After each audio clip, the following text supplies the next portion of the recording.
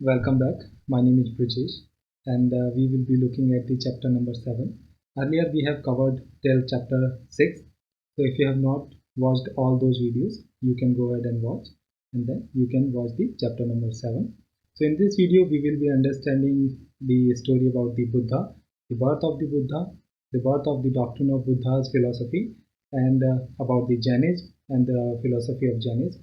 Apart from this, we will also look at the six schools of the Indian philosophy and so on and so forth, the other development of this era. So let's deep dive into the concepts. And first, we will see the story of Buddha and understand the complete thing about the Buddha and his birth. So Buddha was also known as Siddhartha, and he was also known as Gautama. He was the founder of Buddhism, and he was born about somewhere around 2500 years ago. Buddha belonged to a small Gana known as Sakya Gana, and he was a Kshatriya. So when he was a young man, he left the comfort of his home and in search of knowledge. So he meditated for the days on the and under a peepal tree at the Bodh Gaya in Bihar, where he attained the enlightenment. And after that, he was known as Buddha or the wise man.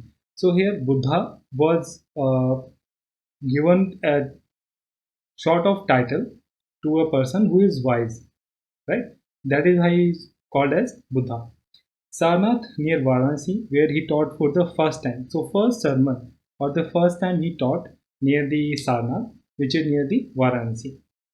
Okay, and Buddha was passed away at Kushinagar, which is also in Uttar Pradesh. So, Sarnath, which is in near the Varanasi, and the Kushinagar, both are in Uttar Pradesh. So, the Buddha's philosophy. Now we will talk about the Buddha's philosophy, what he taught. Buddha taught that the life is full of suffering and unhappiness. This is caused because we have craving and desires. So he also explained the reason that why there is suffering and unhappiness among the people. So, and that is because of the cravings and because of the desires. Even if we get what we want, we are not satisfied. As per the Buddha, that as a person, whenever a person desires anything and which he gets, he always desire for the more and want even more. So other things, other worldly desires kept on happening, and he desired for the something else. If he achieved one goal, then he kept on thinking about the another goal. So this becomes the pain or for the cause of suffering. The Buddha described this particular thirst as a tanha, right? So this term it becomes important. The term tanha refers to the thirst, right? So he taught that the this constant craving could be removed by following the moderation in everything. So he propounded a way that this craving of achieving more and more worldly affairs or worldly things, so it can be removed by following a moderate path, and in Hindi it was called as Madhyam Marg, right? So this was the philosophy of Buddha. He also believed that the result of our action, which is called as karma, uh, whether good or bad, affects us both in this life and the next birth, right?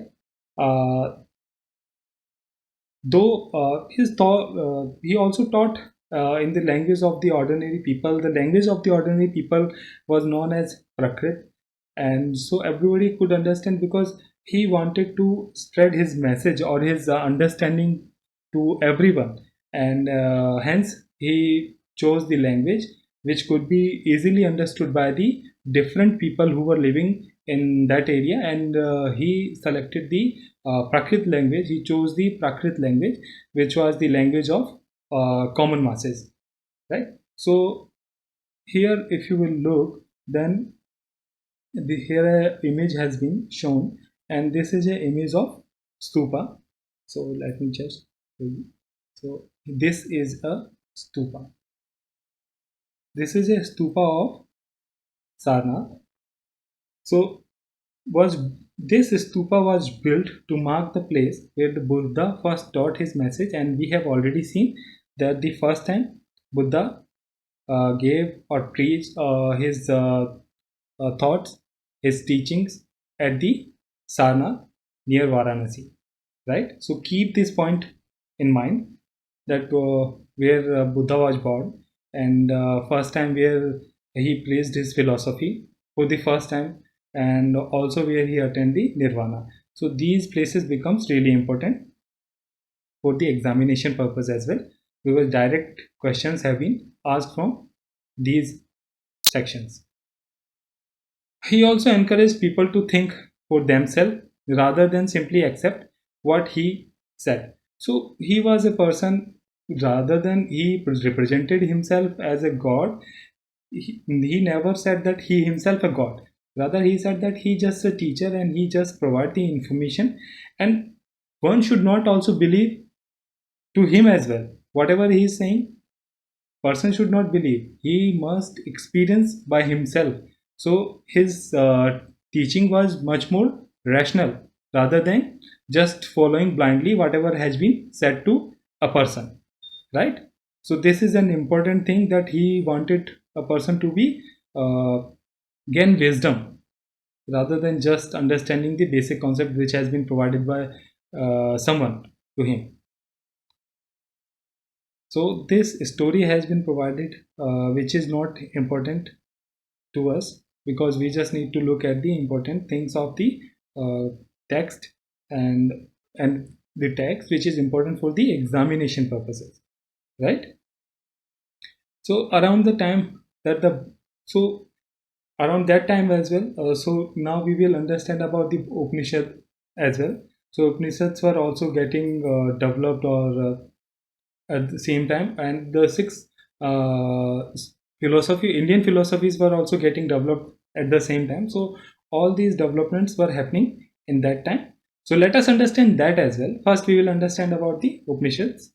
So around that time the Buddha was preaching, and perhaps little earlier other thinkers were also tried to find the answer to difficult question.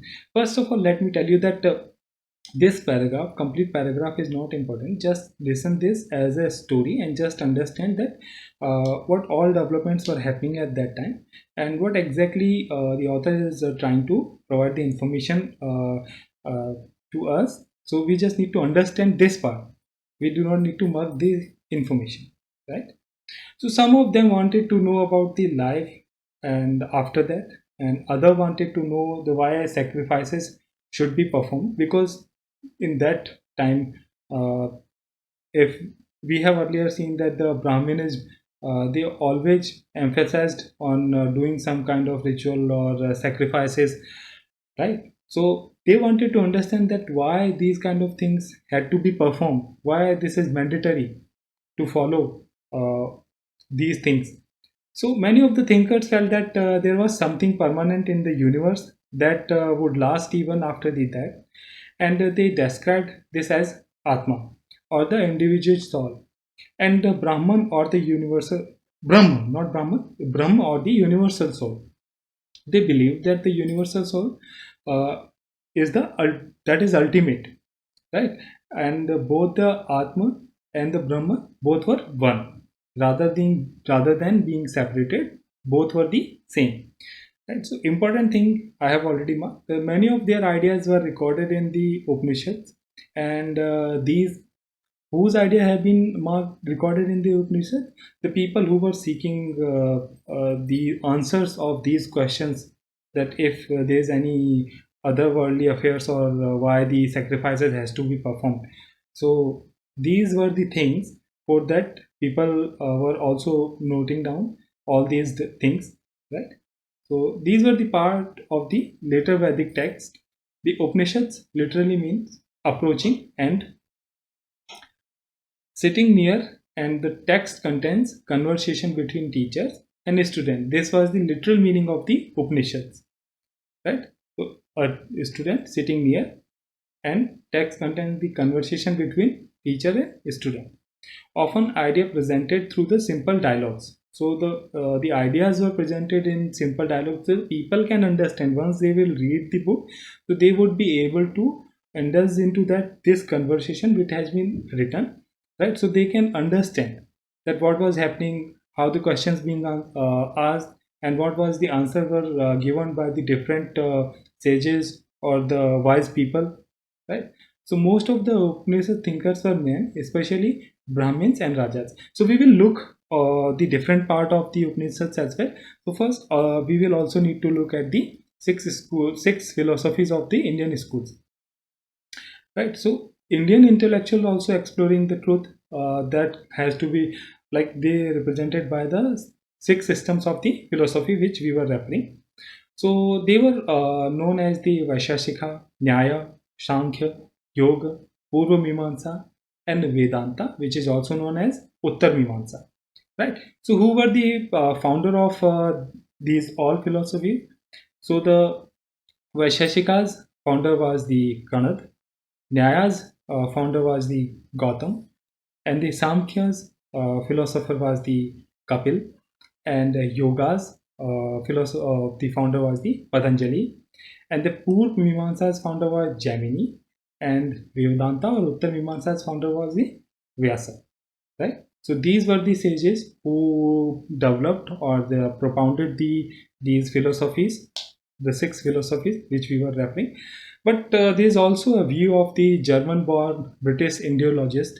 Indiologist means someone who has done the research on the uh, Indian developments and the Indian theology, proper Indian study, right? So he was called as the Indiologist. So Frederick Max Muller has observed that the six systems of the philosophy were developed over many generations with contribution made by individual thinkers. So it was something like the propounded or the founded by these sages, but also the later developments also kept on happening, and the different individual also made their contribution. So please remember the name of all these six schools of thoughts and who founded these schools. So these names become really important, and also the person. Let me just mark it. Frederick Max Miller, who gave his a special comment on these schools that it was later on also developed by the different individuals, right? So let us move ahead and also understand that Upanishad. So under the Upanishad, Chandogya Upanishad is also the one of the important Upanishads. One of the important line for our you must have seen have been used in the Indian emblem. So you will. This is your job to find and let me know what that famous line which has been taken from the Chandogya Upanishad. So I will be providing the information about that in the next chapter. Okay. So let us move ahead and understand the further developments about the Upanishads. So we have already established the fact that the most of the Upanishad thinkers were the men, especially Brahmins and Rajas, and women thinkers such as Gargi, uh, who was the famous for her learnings and the participated in debates held in royal courts. So poor people barely took part in these discussions. So we will need to understand that not the equal opportunities were given, but it was not that the women were not given the opportunity. There was Gargi, who was the famous for her learning, and she also participated in the debates, right? And poor barely took part in the discussion, but there is an exception. One famous exception was the Satyakama Javala, and his name Jabala was given on her mother's name, so her name was Javali, and she was a slave. So this becomes important, Gargi, the name of Gargi, and the were the poor person were also allowed to take the part. So let us understand also about the that Jabala was accepted as a student by a Brahmin teacher named Gautama and became one of the best known thinkers of the time. Right? And the book is now referring to the Panini, the grammarian. Panini, who prepared the grammar for Sanskrit, he arranged the vowels and the consonants in a spatial order and then used these to create formula. Around 3000 of the formulas were written by the Panini, and he developed the complete this grammatical form in the form of formulas, similar to the algebra or the other mathematics getting developed. So he also developed the grammar for the Sanskrit, right? Now let us understand about the Jainism. The last and the 24th Tirthankara of Jainism, Vardhaman Mahavir, also spared his message around this time, around somewhere around 2500 years ago. He was the Kshatriya prince of Lichavis, a group that was part of the Vajji Sangha. So he also used to belong from the Kshatriya clan and was the princess of the Lichavis. So, which was also part of the Vajji Sangha. So, we have already seen in the earlier chapter about the Sanghas, and we have also seen the Vajji Sangha on the our maps as well. So, you can go ahead and watch those video, or can also refer that map. So, where is Vajji, right? So we have seen that the Buddha used to belong to the Sakya clan, and Mahavir used to belong from the Lichavis, right? And both were the Kshatriyas. So Mahavir taught a simple doctrine: men and women who wished to know the truth must leave their homes. So it was very tough to practice all these things, and they must follow the strict rules of ahimsa, which means not hurting or not killing. Why? Because to all things life is dear. So nobody has given right to kill someone.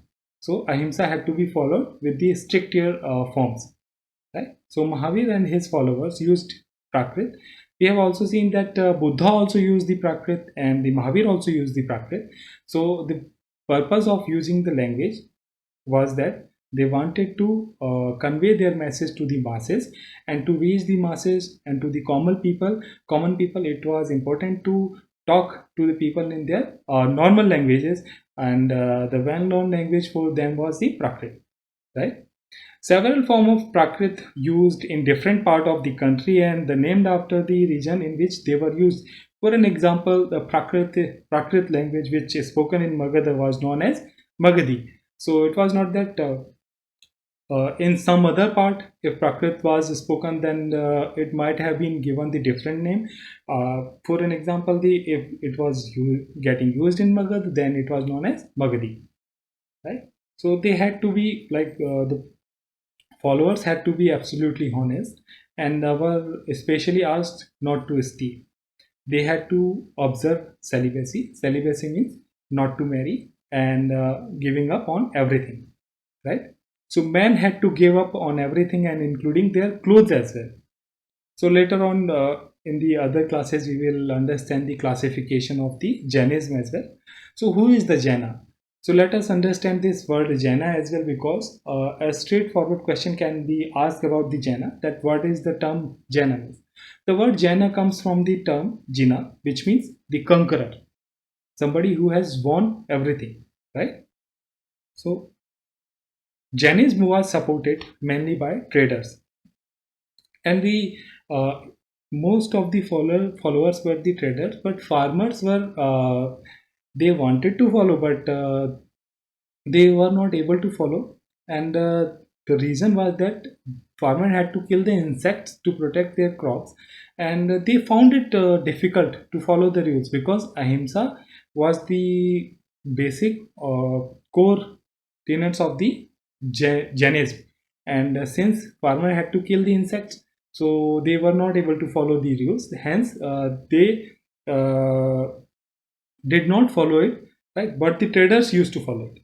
So Jainism is spread into the different part of the North India, and to Gujarat, Tamil Nadu, Karnataka. So the most important shrine or the place to visit in south is the Stravan Belgola. So we will understand that in the later classes. The teaching of Mahavira and his followers were transmitted orally for the several centuries.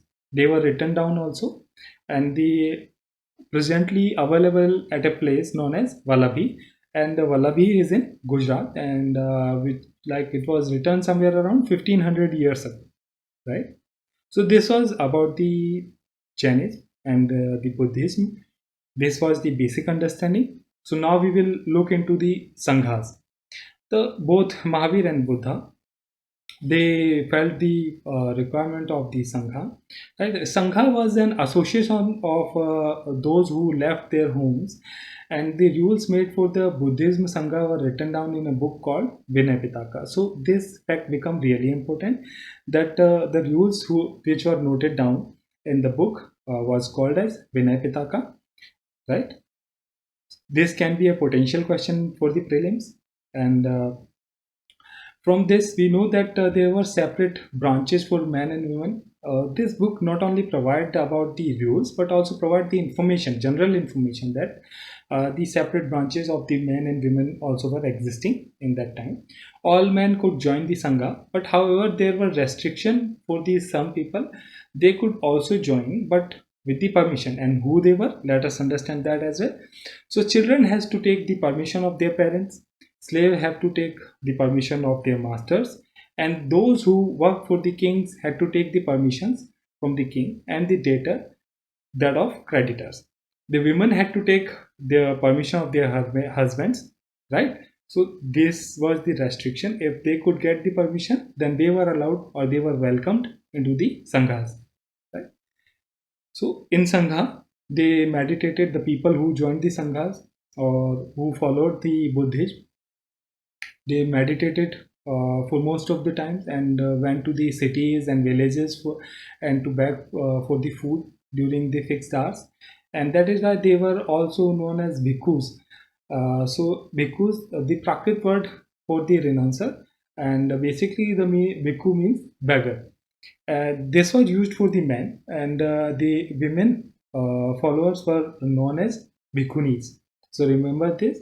The what is the meaning of bhikkhus, and who were the bhikkhus and who were the bhikkhunis, right? They also held meeting to settle any quarrels that took place within the sangha. If there were any disputes among the followers, then those could also be resolved after having the discussion in the sangha. So sangha was also used for these purposes. So a monastery has been depicted here. So we will see. This is a cave. So here is the cave. This is the cave. Let me show you. Here. This, right? So if you look, that it has been made after cutting the rock. Right? So this is a cave in Karli, present-day Maharashtra. Monks and nuns lived and meditated in these shelters. So this becomes really important. Right? So what was the purpose of monasteries? There was the only time, like most of the times, the bhikkhus and bhikkhunis and the other followers used to dwell here and there, preaching the teaching of the Buddha. But there was the only time they stayed in the one place was during the rainy season, because that used to cause problem, right? It was very difficult in the rainy season to travel. Hence, at the time, many supporters of the monks and the nuns and themselves felt that the need for the permanent shelters, so that they could stay at a place, right? So monasteries were built. These were known as viharas. So important term for us is viharas. What is the purpose of vihara?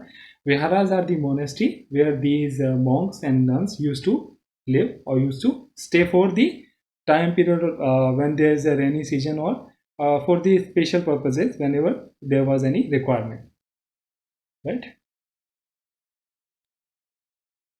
The land on which the viharas were built was donated by rich merchant or landowner or the king.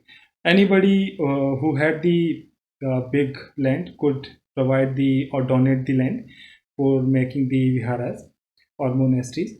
The local people came with the gift or the food, clothing, medicines for the monks and nuns, right? Uh, Along with that, when the Jainism and Buddhism were becoming popular, Brahmins also developed the system of ashramans. So what was the purpose of ashramans? Ashramans does not mean a place where people could live or meditate. Rather, it is used for a or used as a different stages of life, to describe the different stages of the life, right? Ashramas defined. So what are the all four ashramas? Because there are the four ashramas, and the four ashramas as brahmacharya, grahast, vanprasth, and sannyas. These are the four ashramas. So men were expected to lead the simple or brahmacharya, the person who leads to very simple life, right? Study the Vedas during these years, and they used to follow the brahmacharya. And if a person had to marry and live as a householder, then he was used to follow the grihastha ashram. So first was the brahmacharya ashram, second was the grihastha ashram, then the third had to a person, somebody who is living in the forest, and after the brahma ashram, the grihastha ashram, he is living in the forest and meditating, then this particular phase or the ashram was called as the vanprastha ashram, right? And somebody who has given up after these three ashramas, somebody who has given up everything and left everything, then they used to follow the sannyas, and this used to call as sannyas ashram. So generally, women were not allowed to study the Vedas, and they had to follow the ashram chosen by their husbands. So since they did not have any their own choice, but they had to follow their husband's choice. So what developments were happening in the other parts of the world? So let us understand that as well. So Iran, in the Iran, Zoroaster was an Iranian prophet. His teaching are contained in a book called as Avesta. The language of Avesta and the participant described in it very similar to those of the Vedas. So the thing which has been mentioned in the Avesta were the similar to the Vedas as well, right? So basic teachings of the Zoroaster are contained in the maxim. So what is the maxim? Good thoughts, good words, and good deeds. These three things, remember, right? So the maxim. So what is the Zoroaster maxim? Good thoughts, good words, and good deeds, right? For the more than 1,000 years, Zoroastrians was a major religion in Iran. Later on, some Zoroastrians migrated to Iran and settled down in the coastal town of Gujarat and Maharashtra as well. And they were the ancestor of today's Parsis. So this becomes really important, that how Parsis came into the India, right? And in Iran, which was the dominant religion in that time. Right? So this was the development which was happening, and what is the name of the book which contained the teaching of the Zoroaster, which was Avesta. So keep all these things in mind, which we have just looked, such as Buddhism, Jainism, about the Buddha, about the Mahavir, right, and about the, we have also seen about the Zoroastrian religion, right? So, and about the Sangha, and what was the purpose, and who can join and how can join. All these things, just revise these facts which have been marked, and understand. And if you have any question and concern, then you can comment anytime. So I'll be seeing. I will see you in the next chapter. So till then, keep revising.